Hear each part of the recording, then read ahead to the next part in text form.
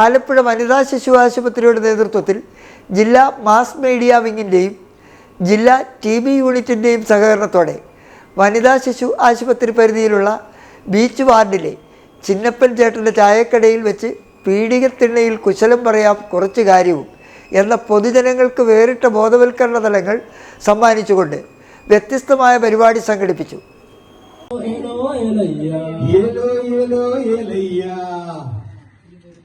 കെട്ടിപ്പിടിച്ചിട്ട് മുത്തം കൊടുത്തിട്ട് എത്ര നാളായി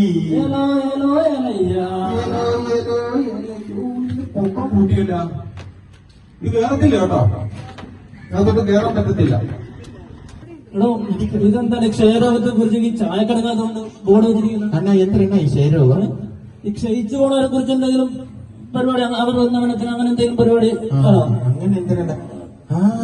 കഴിഞ്ഞ ദിവസമേ ഞാൻ എന്റെ മൂവിയിൽ എടുത്ത് നോക്കിയപ്പോഴേ നമ്മുടെ ലാലേട്ടൻ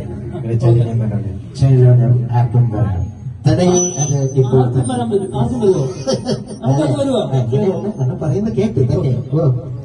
അപ്പൊ ഈ ക്ഷയരോഗത്തെ കുറിച്ച് ഇവിടെ എന്തൊരു പരിപാടി? അതാണ് ഈ ചായക്കടക്കാത്ത ക്ഷയരോഗത്തെ പറ്റി എന്തെന്ന് പറയാനാ ഞാൻ ആലോചിക്കുന്നത്. അത് ശരിയാണല്ലോ. അണ്ണാ ഇവിടെ ആർക്കെങ്കിലും ഈ പറഞ്ഞ അസുഖങ്ങളുണ്ടോ? അണ്ണാ ഇവിടെ ആർക്കെങ്കിലും ഈ പറഞ്ഞ അസുഖങ്ങൾ വന്നോണ്ണ? ഉള്ളത് പറയണേ. ഉണ്ടാ? ആർക്കും വന്നിട്ടില്ല?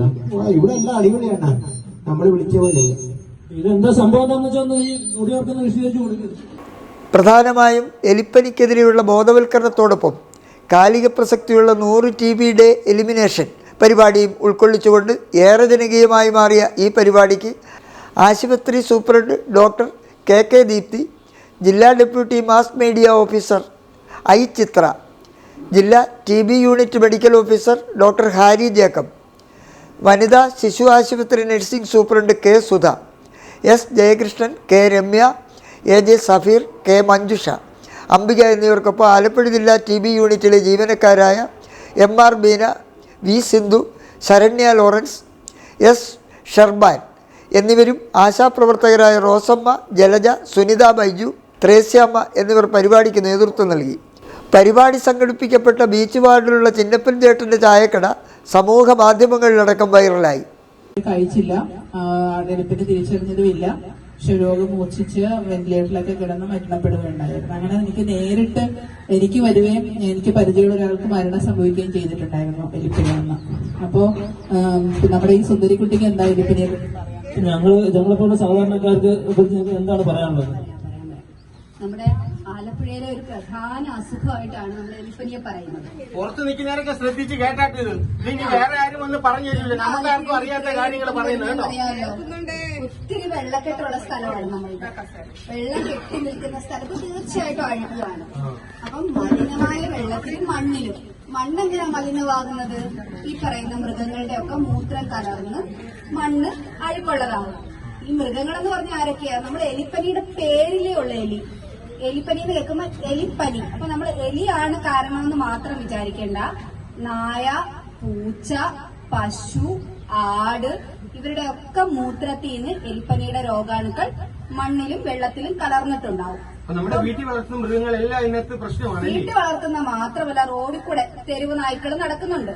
അപ്പൊ ഈ തെരുവ് നായ്ക്കളുടെ മൂത്രത്തിൽ നിന്നാണേലും റോഡില് കുഴികളിലും വെള്ളക്കെട്ടിലും ഒക്കെ രോഗാണുക്കൾ വരും. ഇങ്ങനെ കിടക്കുന്ന രോഗാണുക്കൾ എങ്ങനെയാ നമ്മുടെ കാലിൽ കൂടെ കയറി നമ്മുടെ ശരീരത്തിലെത്തുന്നത്? നമ്മുടെ കാലില് ചെറിയ മുറിവുകൾ, നമ്മുടെ കാലിൽ എങ്ങനെയൊക്കെ മുറിവുകൾ വരാം. ഈ പറയുന്ന പോലെ ചൊറിഞ്ഞു കടിച്ചിട്ട് മുറിവ് വരാം, വെടിച്ചു കീറിയിട്ട് മുറിവ് വരാം. അല്ലാതെ എന്തെങ്കിലും ഇപ്പൊ ചില ജോലിയൊക്കെ ചെയ്യുമ്പോൾ നമുക്കിപ്പോ വാർക്കപ്പണി ചെയ്യുന്നു, അതല്ലെങ്കിൽ നമ്മള് പിന്നെ മരപ്പണി ചെയ്യുന്നു. ഇവരൊക്കെ ഒരുപാട് ആയുധങ്ങളൊക്കെ കൈകാര്യം ചെയ്യുന്നവരാണ്. വെൽഡിങ് ചെയ്യുന്നു. ഇവരൊക്കെ പല ആയുധങ്ങളൊക്കെ കൈകാര്യം ചെയ്താണ് ജോലി ചെയ്യുന്നത്. അപ്പൊ നമുക്ക് മുറിവ് കയ്യിലോ കാലിലോ ഉണ്ടാകാം.